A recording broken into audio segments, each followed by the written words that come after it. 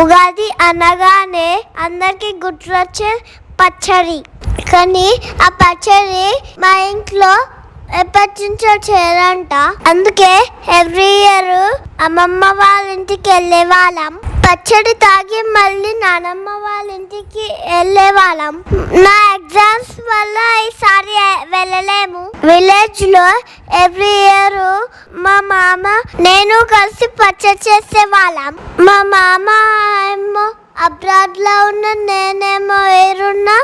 నేను అటు మామని మిస్ అవుతున్నా, ఇటు విలేజ్ ని మిస్ అవుతున్నా. విలేజ్ లో ఉంటే ఈవినింగ్ ఎప్పుడైతుందో అని వెయిట్ చేస్తా ఉంటాం.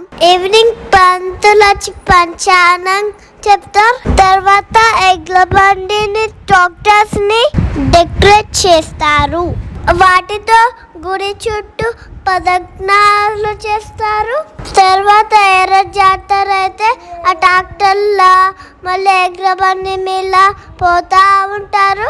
విలేజ్ లో చాలా ఎంజాయ్ ఉంటుంది, సిటీలో ఏం ఎంజాయ్ ఉండదు. ఇలా పూజ చేసుకున్నాం, అన్ని చేసినాం. మా అత్త తెచ్చిన పచ్చడి తాగి మా బావతో కొంచెం సేపు ఆడుకున్నాం. ఏదో అలా గడిచిపోయింది.